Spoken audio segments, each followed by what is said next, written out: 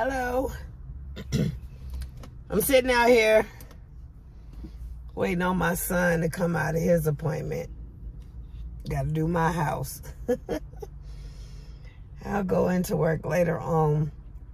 Because, hey, y'all know I'm always looking for something to do. And I don't have to look too far, I guess, because that thing about that spirit of offense is still in my spirit. I was told by an individual, I'll say prophesied by an individual, that I was going to teach on that. And I guess it's coming to pass because it's bothered me. It won't let me go. Like I said before, spirit of offense is people who have been hurt traumatically, deeply. And they say they forgive, but they can't forget. If you can't forget, you can't forgive. Because what forgiveness does is not only set you free, but it sets you free because, like God, we throw it into the sea of forgetfulness to be remembered no more. But if you are holding grudges against somebody, I mean, you can't forget. Every time you see that person, you feel something on the inside of you because you remember what they did to you or how they disrespected you. Basically, that's what a spirit of offense is feeling disrespected. That's one of the things I cannot stand. I cannot stand to be disrespected because I don't disrespect others.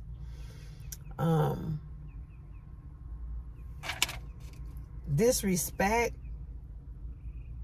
is not something that feels good. It makes you feel inferior. That's another thing I can't stand is when I walk into a building and they stereotype me and try to make me feel inferior. They just cast judgment upon me because I seem to look like the status quo, but they don't know nothing about me. For example, when I was on welfare, when I came off of welfare, let's just say that, government assistance, I was turning in my paperwork, going to keep my medical benefits going, but, I was reporting my changes. I couldn't qualify for food stamps and cash anymore. Thank you, Jesus. Hallelujah. I went and I was at the counter and the lady had just an attitude. She just really didn't like me. She was, and I don't even know her. And she was treating me like, I wasn't this and I wasn't all that. Like, here comes another one, all that kind of stuff. I went in there on my day off. I was dressed, casual, whatever. And I saw that about that young lady. And I didn't go off. I didn't go black. I didn't go ghetto, as some people say. I'm gonna talk about that too. But I just went on and did my paperwork.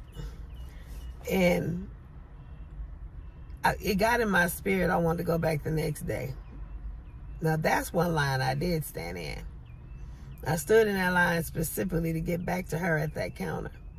But this time when I came in with my bus uniform. And she looked at me, she didn't even recognize me. And I asked her, I said, "You don't remember me, do you?" And she's like, "No." I said, "You just seen me yesterday, you did my paperwork." And she kind of got the attention. She got the hint. And I just told her, I say, "I don't need none today. But baby, pay attention. Be careful how you treat people." And I went on about my business. I went back in there since then on. She ain't there no more. I don't know whatever happened to her. But we can't stereotype people. She treated me like I was just one of them ones that want to come in there and lay on the assistance. You know, don't never want to do better in life. Don't never want to, you know, have any ambition or whatever. You can't judge a book by its cover. First of all, you don't even know what's in that book to even judge that book. So just because I came in there casually,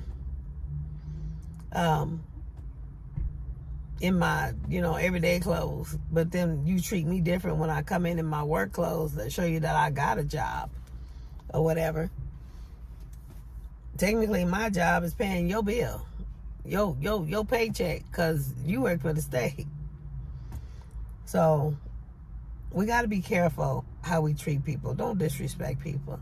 Don't treat people inferior.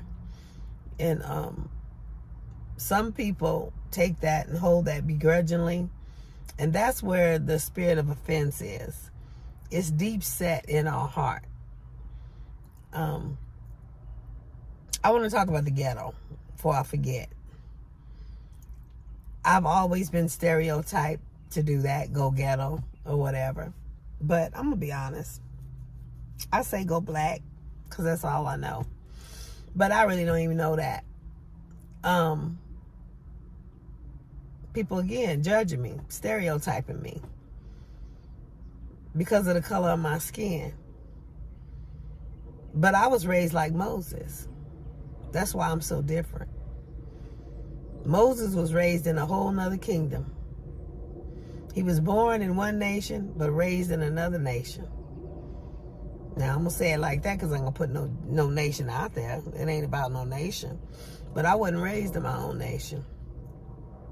I was raised up amongst, you know, learning how to do knitting and pottery and, you know, ceramics and stuff like that. You know, that's why I know how to do different things. I'm the female that knows how to work on the car, you know, that kind of thing. I don't know how to do hair, braid hair. I don't know how to, you know, do nails and stuff, just as an example. So, as far as going ghetto, I really don't know what that is. I don't. But what I can say is I'm very educated. And I know how to talk circles around people to where they don't even know that they've been disrespected until they got home. I know how to talk circles around people to where it kills their soul. Let's just say I know how to cut people with words. And that's why I have to be careful. That's why I have to walk away. That's why I have to shake the dust. Because I can say something and you can see my words. That's all I'm going to say about that. So when people say or call me and go ghetto or whatever, that's stereotyping me. That's misjudging me. Because of the color of my skin, they assume I'm going to go ghetto. Because I walk away, they assume I'm a pussy. But wisdom is in walking away. Because I'm very educated. And I know it. I hope you understand what I'm saying. I'm very educated. And I know it. It ain't like I don't know. I know it. I know the power that lies within me. I know what I could talk somebody down into suicide. I know what I can do. So it's best for me to shake the dust and walk away. I find that letting God deal with them is better than anything that I can do. So, and most of the time it keeps me out of trouble. Just letting God deal with them. Because if I don't, then I find myself having to go through a whole bunch of unnecessary stuff. I know people that have spoken to other people, and those people are no longer here anymore because they done committed suicide or something done happened to them or whatever. Oh, I've seen that. I've learned my lesson from others. But it's just best to walk away and let God fight my battles. If I'm considered to be a pussy, then I'll be a pussy for Jesus. I will. Because I know he can get you better than I can anyway.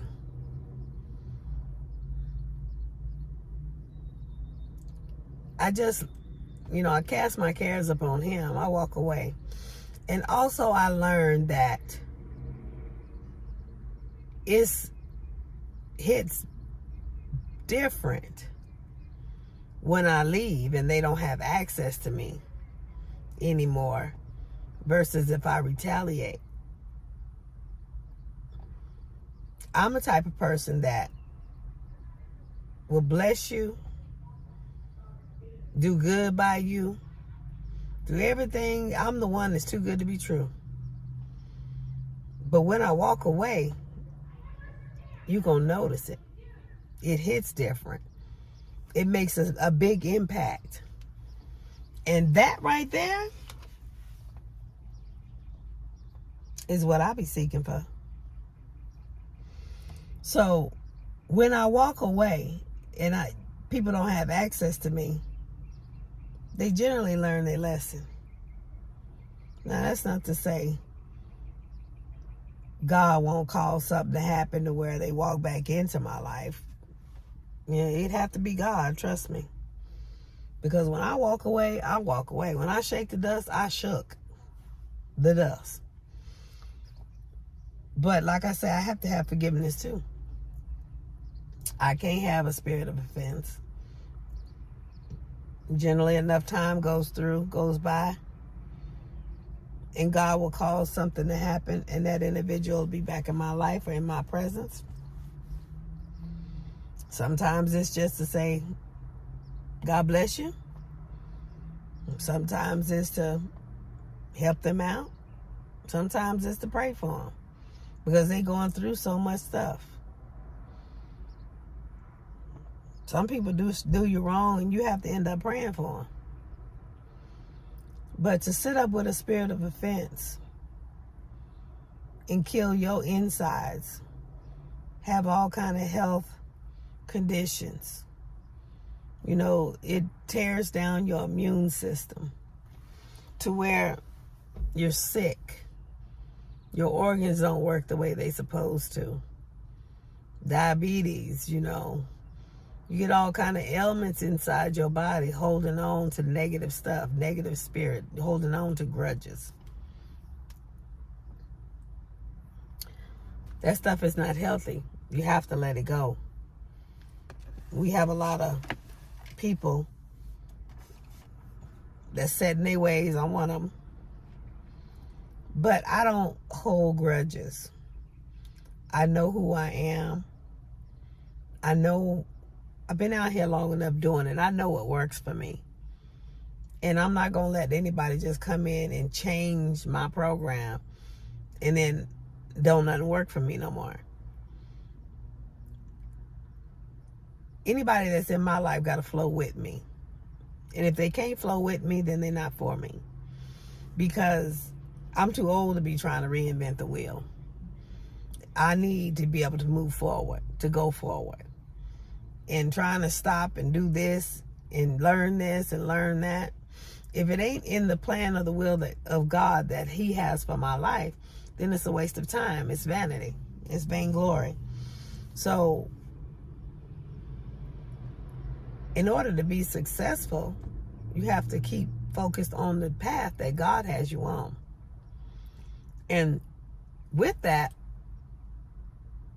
you ain't got time to be sitting up here being distracted by other things, by other people coming to you with all this other kind of stuff while they trying to get their life together. They don't know who they are. They don't have their flow.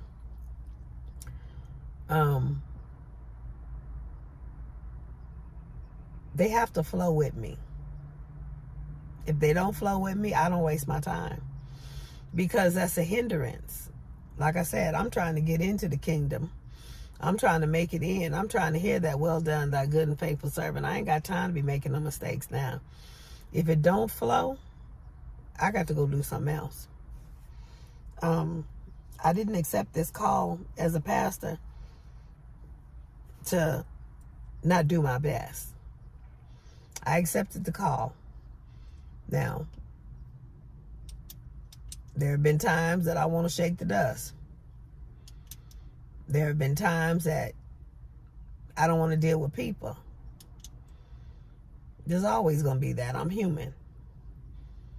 But what I know to do is I get quiet and I pray. And generally when I pray, God takes care of it.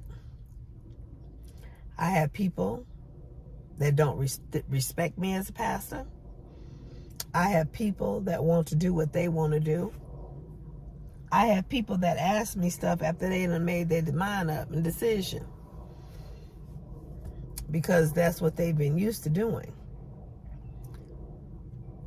So it's like, we gonna make the decision and we'll just include the pastor in at the end. What I do is I pray and I give it to God. And he takes care of it.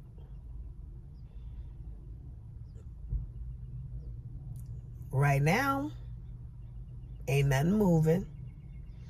People are dealing with their own stuff. And there's an appointment today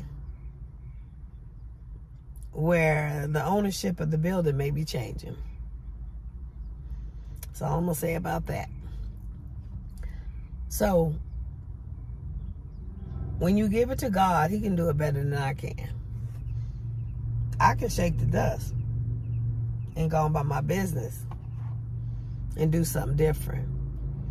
But God gives you above and beyond you could ever ask or think. So I let God fight my battles. So to sit with the spirit of offense, grudges, holding stuff deep down on the inside of me. You know, I learned this, being sexually molested for 14 years of my life. Holding that, I would never be as successful and be as free as I am today if I was still hanging on to that. Hanging on to what that man did to me. Hanging on to the fact that he stole my innocence. I look at it like this. What he did was he taught me very valuable lessons. I'm just going to put it like that. Very valuable lessons. And I've been successful ever since. Why hold a grudge? Sit up in a corner with my thumb stuck in my mouth. Not living life. He paid the price, or paying the price for what he did. Why I got to pay the price too? By hanging on, being anchored by it. So, I don't know. I feel this spirit of offense in my spirit, like I felt the soul tie season. God just won't let me get off of it. But I don't know. Maybe I'll do an in-depth study and put this out here, because I feel like that spirit of offense is holding a lot of people back. It's holding a lot of people out of heaven too. Because if you got all them grudges and all that deep set hurt and pain on the inside of you, you're not going to make it in. That's sin. That sin is a weight. It's going to weigh you down. It's going to keep you right here on earth. When we get called up, you can't go nowhere, because you're going to have an anchor. You're going to have something anchoring you here on earth. So you got to let go of some things. You got to be free. Had to take my son to work, so I had to take a pause. But anyway, let me get back to it. You got to be able to let go of some things. You got to be free. You can't sit and hold grudges of what people have done to you. there's no point in that. You know, I know it's hard to let it go, so I'm not going to say let go and let God like a lot of people say. I mean, it's a process.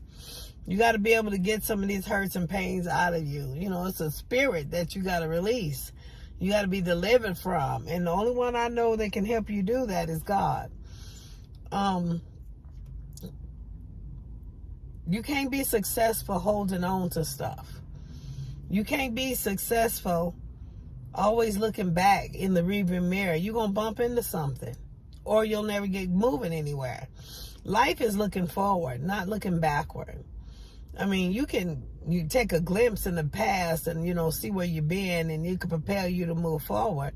Like I was saying, that Social Security office and that welfare office, yeah, it took me back.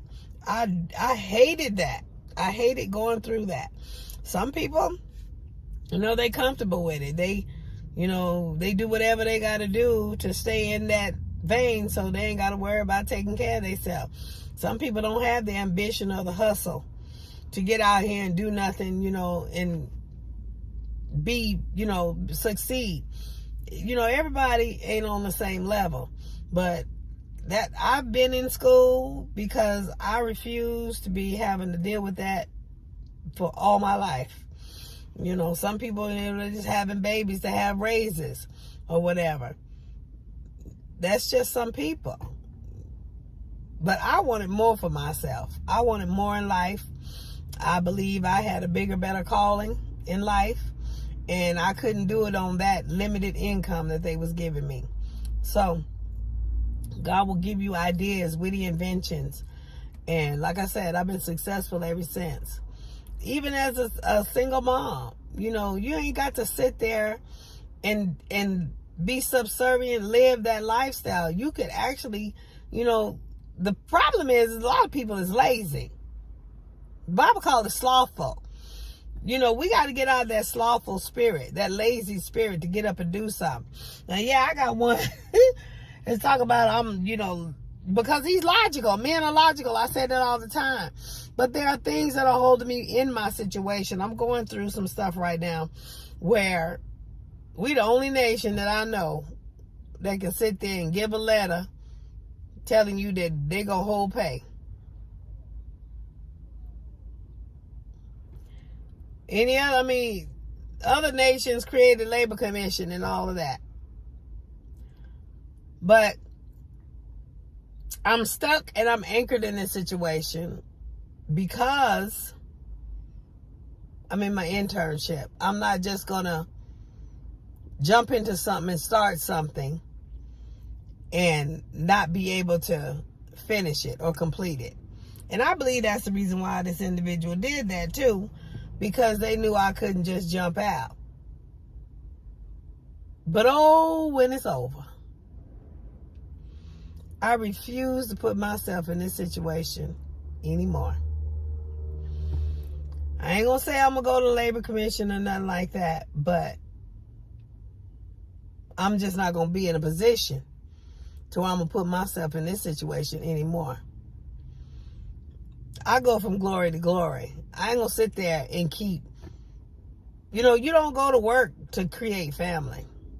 You go to work to make a check. It's business. And that's all I'm gonna say about that. As soon as I get going forward, the enemy always puts something in my path to knock me backwards. And what do? Common sense tells me to get rid of what's knocking me backwards, to get rid of the stumbling block. So that's what I intend to do. I'm going to do whatever I got to do to maintain and get these hours for this internship.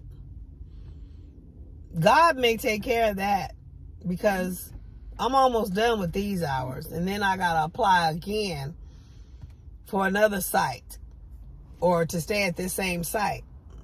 God may already got a ram in the bush. Who knows? But that's the reason why I can't jump out and just go get another job or whatever at this point.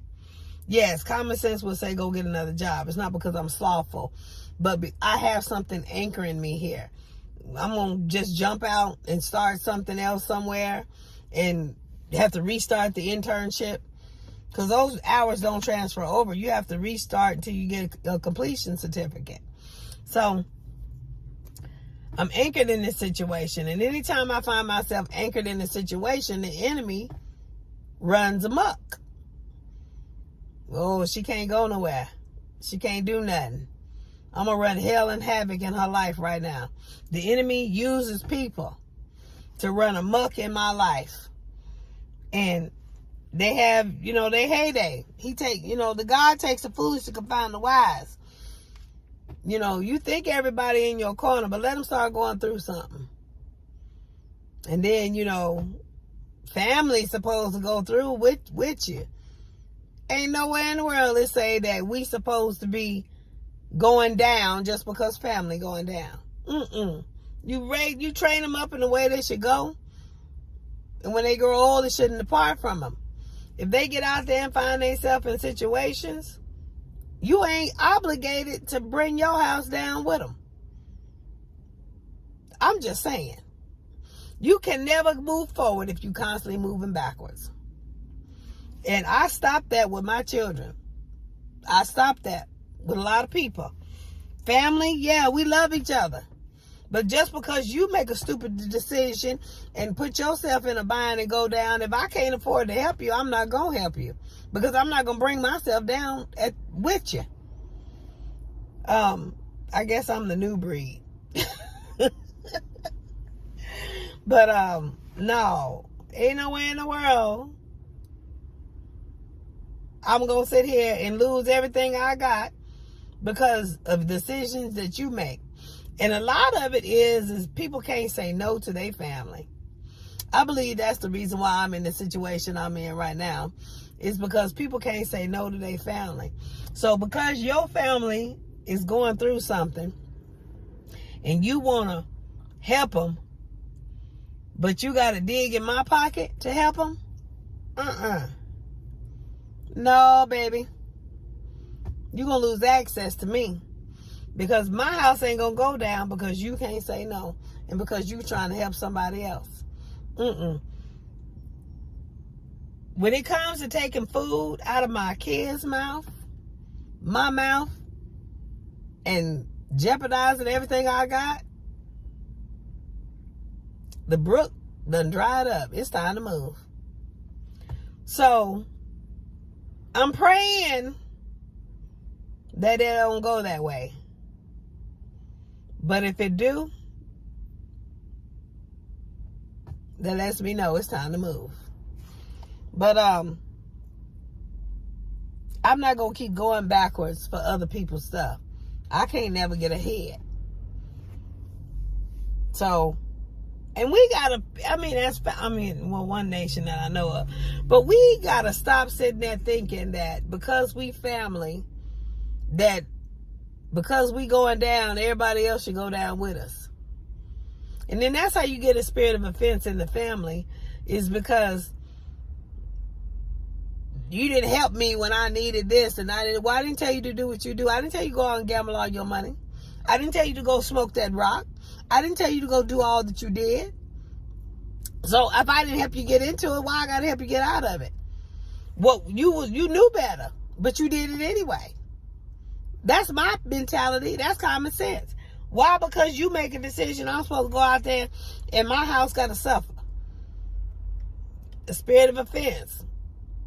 And then you got those that's jealous, because you doing good and they ain't got their butt off the couch to do anything for themselves. So they got a spirit of offense. They holding grudges, because they think that because you supposed to help them, and all you doing is pushing your money over into a bottomless pit because they ain't trying to get up and do nothing. They want to be fed. They want to be kept. That's in the world and in the family. So you got that spirit of offense because people, you doing good and you not supposed to be doing good if they not doing good. Yes, if we love one to another. If you hurt, I hurt. But if you out there doing stupid stuff and I'm not doing stupid stuff, that ain't the same. We got to be on one accord. If we not on one accord, I'm not obligated to feel the same way that you feel. I can pray for you.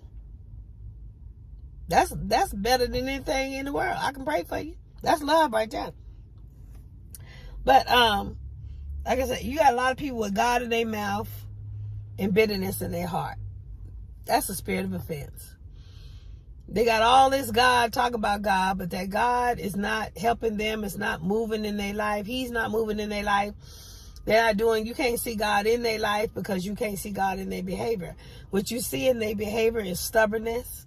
You see hurt, pain. You see just bitterness, just closed off. Don't want to, you see antisocial behavior. You know, you see control. You see manipulation. You see gossip, backbiting, always sitting up in the minute talk about somebody else, but they can't realize the things that they doing. You know, I got one that's always talking about, you know, this individual, but they not realizing that they doing the same thing that that individual is doing. And then you got those ones that's making excuses. And then the ones that's making excuses are talking about the ones that's making excuses. As soon as you ask them, they got an excuse. So, throwing stones, living in a glass house. That's what I got. You know, I'm not one of those type of people. So, you got a spirit of offense. Normally, a spirit of offense causes you to do the very thing that you was offended by. It don't make no sense. And then you sit there and hold that in. You harbor that energy. And it keeps you anchored. It keeps you from doing anything. It keeps you from living. It ain't right. You just wasting your life. Because you can't live in all of that hurt and pain. You know, pain comes to let you know that you're alive. It comes to teach you something. And after you learn the lesson, you go and you live. It don't come to sit there and have you continue to be in pain. Some people get so comfortable with pain, they just like to wallow in it. They want to play the victim. Don't say that you did something, then somebody else gonna say they did it too. I say, I got, paid all this money for this car. And, then somebody else say they paid all their money for their car. Or they got this ailment or that ailment. Their ailments always got to be worse, bigger, and better than yours. It's time out for all of that. I was talking about how men seek to change you. That causes a spirit of offense in women.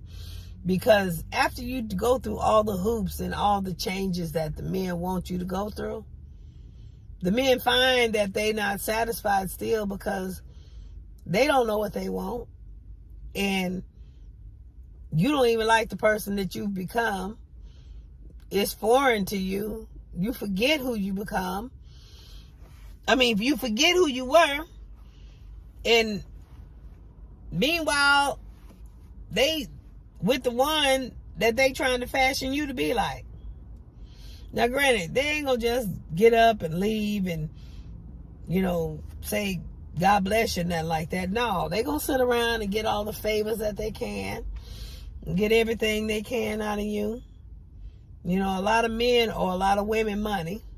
They owe them a lot. And it's always an excuse or something that's the reason why they can't, give them what's due. But let a woman owe something. It's that chivalry or whatever. But a lot of women have a spirit of offense because they shifted their whole living, their whole personality of who they were to become something for a man, only to find out that man went off and been with somebody else. After they've done all that work, gone through all that process, they find out that the man is gone and then they don't even know or like the person that they've become. So they got to sit with themselves, which normally they don't. They go out and jump into another relationship and it's just constantly back and forth. But whenever they find it's their time to go on and sit with themselves and get some of that stuff out of there and let God work on them and, put them back together the way He created them to be, That's why I say, don't let nobody change you but God. You know, you can accept constructive criticism. But again, I say, take the meat and spit out the bone. If it ain't for you, if it ain't elevating the vision that God gave you, you let it go in one ear and out the other. Don't let nobody change you for their benefit, because they ain't got no heaven or hell to put you in. You make sure that you change and go through the process of changing you for God. He's the one that gets the glory. You make sure that whatever you're doing, whoever you become, glorifies God. Forget everybody else. Because in the end, He the only one you're going to meet in eternity. Now, it ain't guaranteed you're going to meet everybody else, because like I said before, there's a lot of people that's got God in their mouth and not in their behavior, which means God ain't in their heart. And if God ain't in their heart, they ain't making it in.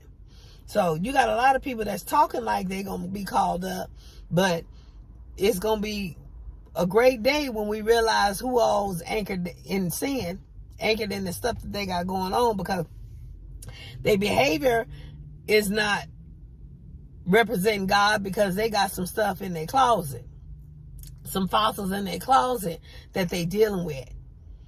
So, time out for turning flips, cartwheels, and everything, trying to please some man, or men trying to please a woman, only to find out that you end up by yourself anyway. You're not good enough. You know, they can't accept you for how you are, who you are. You're not enough. So, allow God to bring you in the presence of somebody that knows you're enough, that sees the glory of God on the inside of you, that's looking for the glory of God just like you are. Because when you get into a relationship, you shouldn't be looking for flesh. You shouldn't be getting into a relationship because he look good, or you think he would feel good, or whatever. Or maybe you're in a relationship because he feel good. Maybe you already going there, or whatever, creating a soul tie with him, or or female. It don't matter. You shouldn't get into a relationship because of any fleshly or tangible meaning. You should get into the relationship because you see Christ. Because if you can't see Christ now, you ain't going to be able to see Christ in eternity. Because generally what happens is you in a relationship that wasn't ordained by Christ. And if you mess around there and pass before getting yourself together, you're not going to make it in. So, make sure you look and find Christ in that relationship. If you don't find Christ in that relationship ain't for you. Yeah, and you got some, you can find Christ. They got all the knowledge and they talk good, they sound good, they can help you learn this, and they research, they done all the study. They so heavenly minded, but they know earthly good. Because they got all the book smart and all of that, but they ain't got no social skills. They can't relate to the people because they sitting up with the spirit of offense on the inside of them. Maybe. Or they so in the word to where they look at others and they judgmental. Because if it don't look like the characters in the Bible or the characters that they see, they judgmental. I already know. I'm Mary Magdalene. That's who I'm like. I'm Mary Magdalene. That's the person I'm like. She was a disciple. And I got tendencies of Peter. I'll cut your ear off and wait till Jesus saw it back on. Because I'm radical like that. I stand for something. The same spirit that Dr. Martin Luther King had. His wife, Coretta Scott King, had. Harriet Tubman. I'm an advocate for stuff. I don't like social injustices. I'm an advocate for righteousness. So, yeah, I'm going to cut some heads off if I got to. And I'm going to pray along the way while I do it. But it's time out for people sitting around just letting stuff happen. It's time out for people sitting around being disrespected, being a doormat. It's time out for all of that. And like I say, I'm going to continue to walk away. I'm going to continue to shake the dust, because that's what Scripture says. In Luke 9, if you are not received at the front door, you shake the dust off your feet as a curse, and you go on about your business. It ain't tell you to keep standing there beating your head trying to convince something, putting yourself in a position where you may step into your flesh and you lose your salvation. He didn't say that. It's wisdom to be able to learn to walk away, set the record straight, leave, shake the dust. It's good to be able to do that. And if God bring it back around, then God bring it back around. But you ain't got to sit there and put yourself in a position to where you can lose your salvation. As far as that going ghetto, like I say, I was stereotyped. I don't even really know what that is. Never really went ghetto. Because, like I said before, I wasn't raised in my own nation. I was like Moses. That's why I don't act like my own nation. That's a revelation. Not saying nothing wrong with my nation. Want to bring my nation, teach them some things that the school wasn't teaching. Teach them financial literacy. Teach them how to be successful like I am. I ain't got no prejudice against my nation. But I don't act like my nation because I wasn't raised around my nation. So I can't go somewhere I ain't never been. I ain't never been in the ghetto. I maybe drove through it, but I ain't never lived in it. So I can't tell you. I can't tell you what it's like living in the projects. I can't tell you none of that.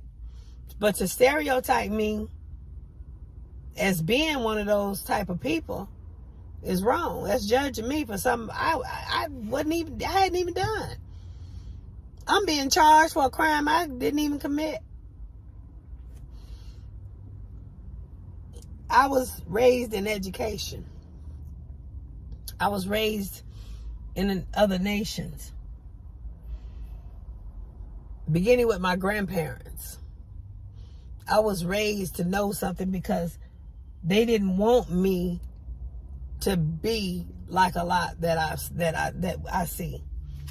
They had the same ambition for me that I have for I've been in school and can continue to stay in school because I don't want to live the status quo.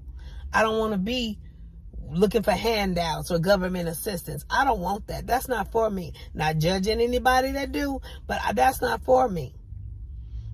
That's my ambition. That's my hunger. That's my drive. That's what keeps me moving. And it keeps me moving to where my children don't have to do that if they don't want to. So they know something different. Now, if they want to be lazy and go off, and that's on them. But it ain't because I didn't teach them nothing different. So, yeah, I get criticized for all my degrees and all this kind of stuff. But I have to do what I got to do because I'm not just caring for me. I'm building a legacy. I'm caring for my nation. So I have to have multiple degrees. I have to know something to teach my children. Ain't nobody teaching their children. That's what the problem is with a lot, because ain't nobody teaching their children. I was just talking to my child. Spirit of offense there is he complained because a lot of them parents, he work at a Head Start, at a early childhood development school, Head Start school. a lot of them parents leave their kids there till the very last minute. Some of them be coming in late. You know, you get charged being late. But some of them come for the very last minute. The very last minute. And that's because they don't want to be around their kids. He always talking about them kids is bad, and they do this, and they cuss, and they throw this, and they bite this guy, and they do this, all this. Them kids are so bad. No, I say no, them kids ain't bad. Them kids is just undisciplined. They don't have no discipline. They're allowed to do anything they want to. They ain't got no parents raising them. They ain't got no parents teaching them. Their parents is in their flesh doing their thing. Maybe they chasing the bag. But whatever they doing, their heart ain't in with their kids. They not raising their children. They just let them do whatever they want at that level. I guess maybe they feel like they can't relate to them at that level. But it's sad when you have children that you don't even want to be around yourself. I was able to raise mine.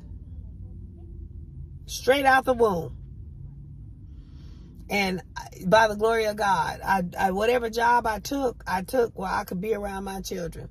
10 years of that, my children was in a truck with me up under a whole bunch of newspapers. I threw newspapers every day of the week to be able to afford to raise my children for 10 years. When they got able enough to be at home by themselves and all that, then that's when I was able to go get other jobs and stuff like that. I didn't start getting in school until 2009. So I've been through a lot. Therefore, I have a great testimony. I can testify, and we won by our testimonies. I have a lot that God has imparted in me to share with people. But I want to say the spirit of offense comes when you don't have no education. We don't have no knowledge, no education. You can't have no common sense. When you don't know something about anything, what it does is it provoke fear. And fear is the opposite of faith. So if you're sitting in fear, you can't move. You can't do nothing. You're wasting your life. God ain't give us a spirit of fear, but of love, power, and a sound mind. If you sitting in fear, you ain't sitting in God. I say that all the time. In order to be sitting in God, you got to be sitting in faith. And that's one thing I do is I sit in faith. Big faith. I mean, I'm in the industry that's topsy-turvy anyway, up and down. But big faith. Big house, big car. I'm living comfortable. Why? Because God said I can. My ambition, a lot of my ambition is because people said I couldn't. So I'm going to go show you I can. Because greater is he who is in me than he who is in the world. I can do all things through Christ who strengthens me. So I'm doing more than a lot of people. And that's the spirit of offense. They can't stand me because I'm living larger than them. And it ain't because it's anything against them. It's because my faith is bigger than theirs. You can tell who's really with God and who ain't. Because God keeps all mine. That's all I'm going to say about that. He keeps all of mine. I don't care what I go through or what I do. God keeps all of mine.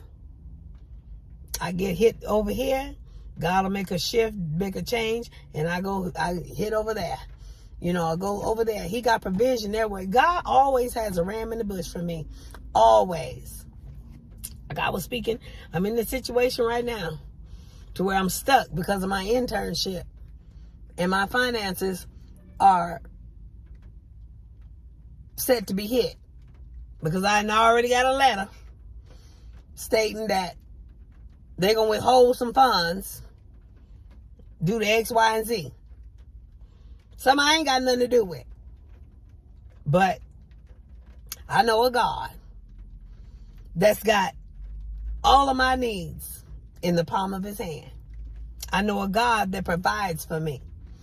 And as I'm running around there still being provided for, that spirit of offense that's on the inside of them is just going to eat them up. The jealousy, all of that is going to eat them up. And all I'm going to do is run around and pray for them. That's all. Run around and pray for them. Maybe they'll want to know the God that I know. Say you won by your testimonies. But I guess I'll get ready to go in. I ain't even got my watch on. I'll get ready to go in.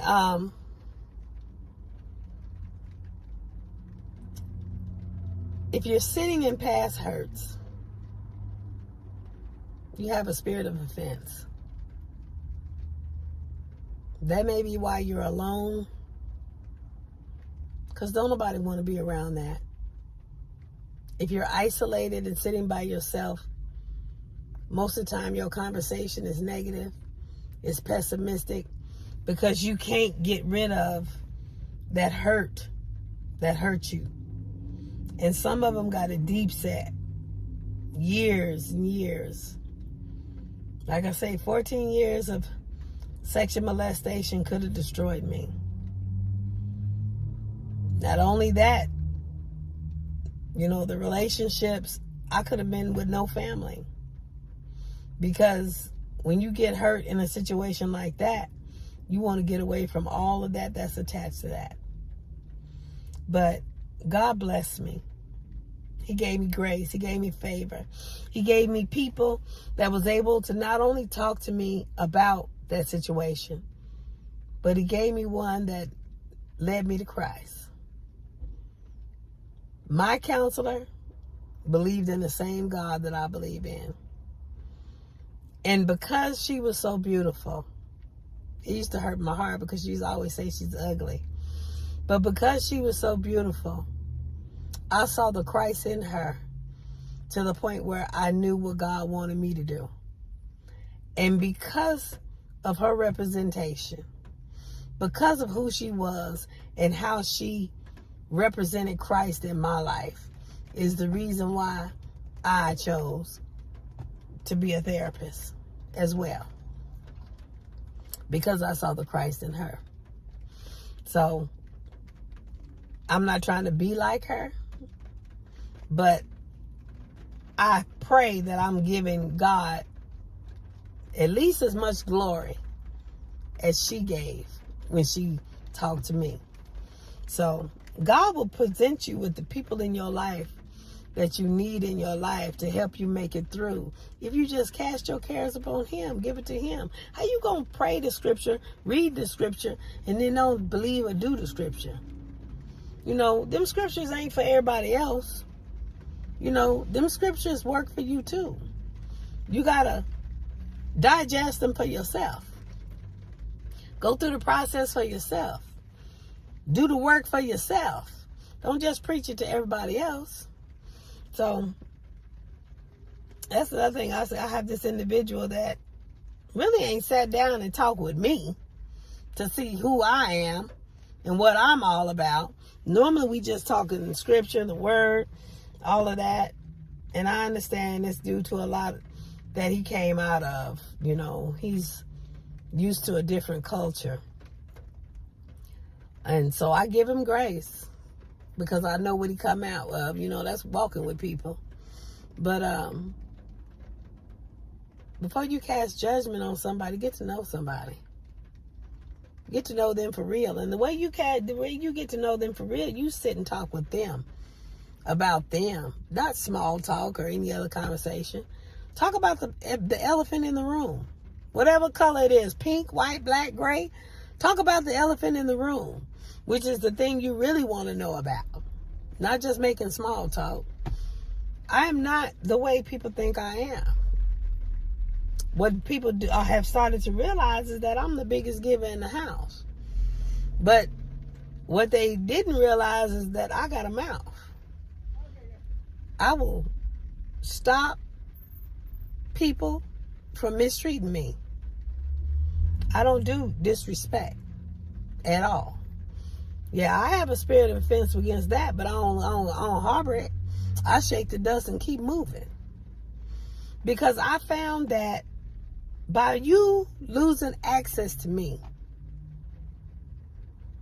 has a greater impact and often hurts you worse than anything else I could ever do to you. Just by leaving you alone. Because when you lose a real one, somebody that's genuine, somebody that don't have no malice or harm in their heart for you, that truly loves you with the love of Christ, you feel sorrow. That you feel the same thing that Judas felt when he realized that he betrayed Jesus, but that he betrayed the Son of God. He was so distressed. He committed suicide. And scripture says, as he fell over into the ditch, his bowels exploded. The bottom fell out. So, the worst thing I could ever do for you or do to you is walk away from you. Because I know who I am. I know what I represent. I know who I represent. And I'm confident in that. I owe nobody nothing. A lot of people owe me.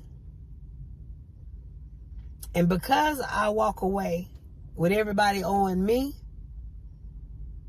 they think I got away with it. I ain't got to pay her back. I ain't got to do this. I ain't got to do that. But as long as you owing me, I'll never be broke. People be needing my help. And that pride set in after they done done me wrong. And it takes a minute for them to come back. Some of them never do. And you got some of them that'll call and come back and act like nothing ever happened or whatever. But I don't take inventory. And I don't hold it like to not to forget. But let's just say I don't put myself in that position to be mistreated again. You know, you learn your lessons. The only way people know that you're a real one is if they cross you. When they cross you, you can't let them get away with it. If they get away with it, then you the fool. They're going to keep doing it over and over and over. So you can walk away from something and not have a spirit of offense. You don't have to have a grudge. You don't have to have anything. You just believe that God going to take care of it. And he does. You'll get the message report back. We learned that in Job. Job, every time something happened, there was always a messenger that was sent back to tell him what happened. You'll get the report back. I got a report back on somebody that's doing me wrong, causing, struggle in my life. And the report don't sound too good. It's got me wanting to pray for this individual, but I don't know what to pray.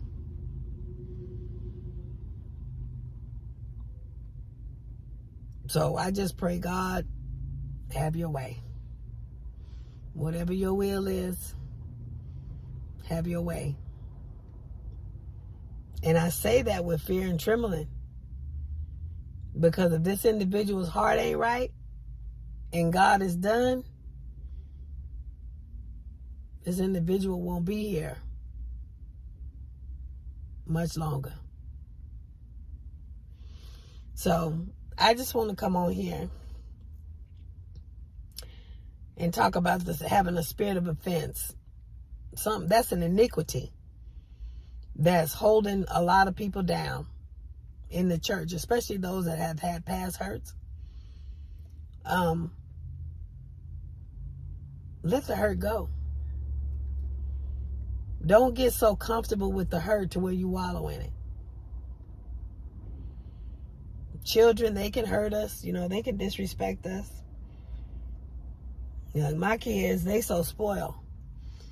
And I know they're a representation of me because I'm spoiled.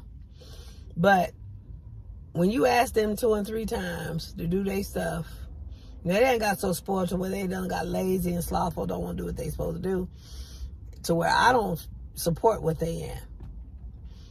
But they still find a way to get there or whatever. But when I got to come home and live in your mess in your filth and you didn't do what you're supposed to do because you ripping and running and doing what you want to do, yeah, I take an offense to that. I don't hold no grudge. I set up a vacation without them. And now they scared. Because I be gone 2 and 3 weeks. And without me there to take them anywhere, and they ain't got no money to Uber or bus or whatever, they tend to get a revelation. So, you got to learn to be able to walk away. Yes, there was times I wanted to fight. I was a fighter. That's what he brought me out of. I can't let me go back in that. Because I go in that and they ain't going to tell him if I'm going to come out. But, yeah, to fight, go upside somebody's head, I used to love it.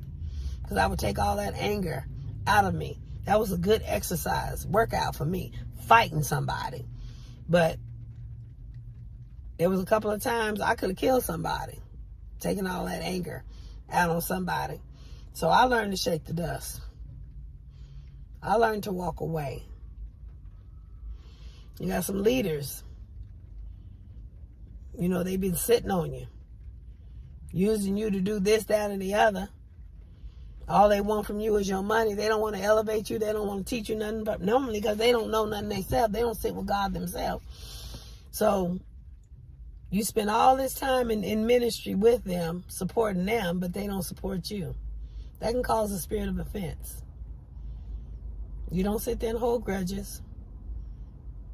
You can release yourself or talk to God or whatever and go. You don't have to hold no grudge and let that individual deal with them.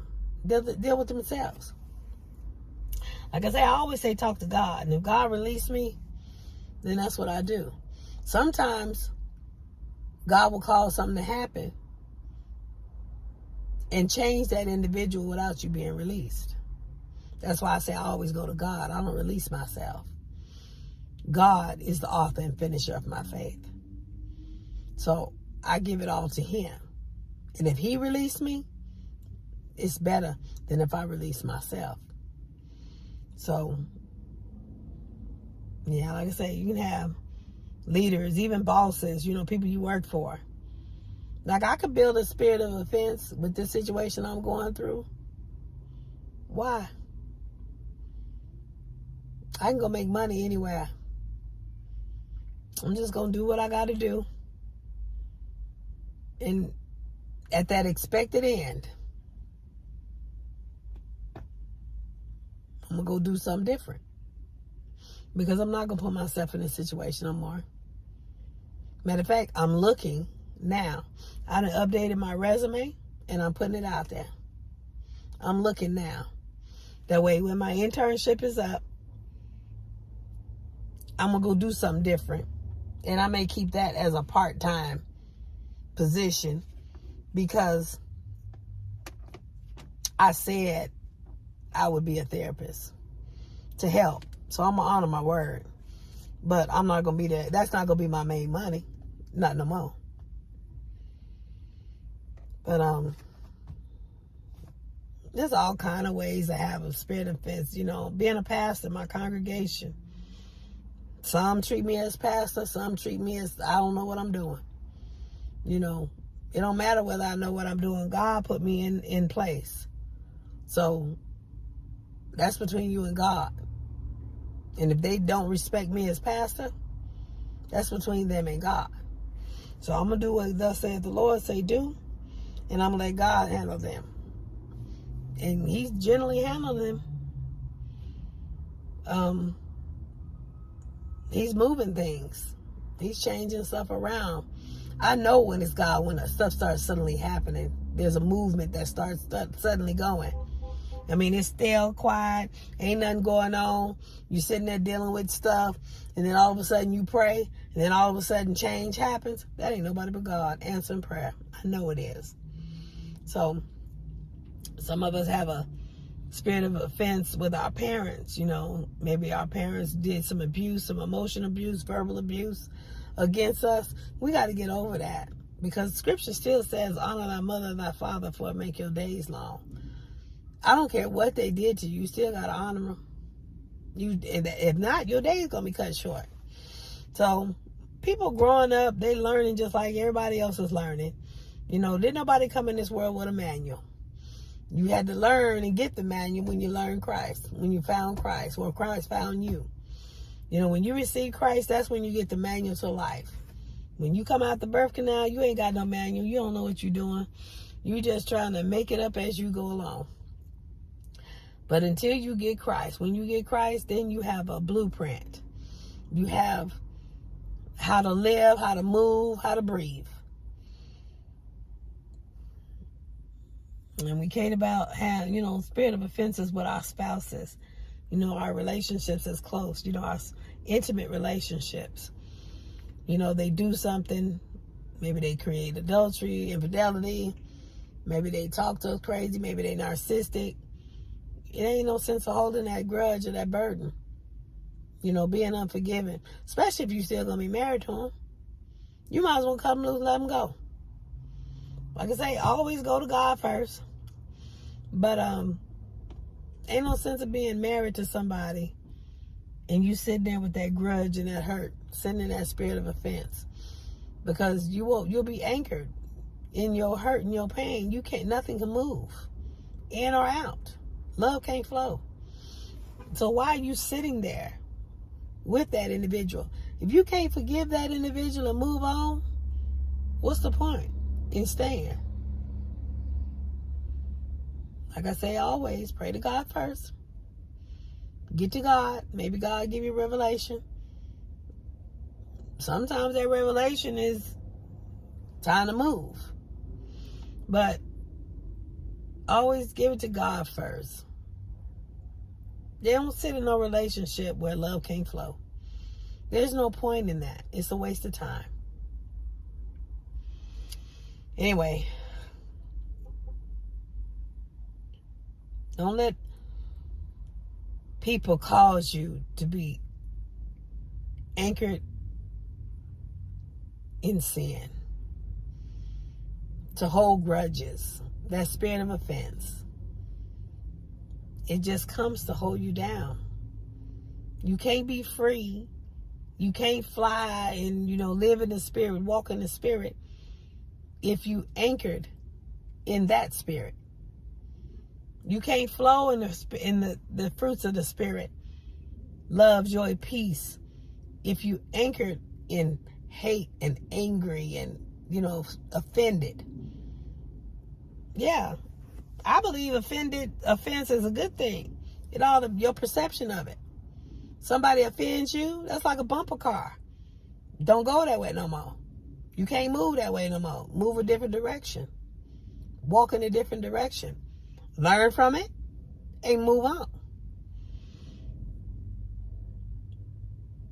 So, when people offend you, when people disrespect you, when people judge you or treat you inferior, they're making a statement to you about themselves.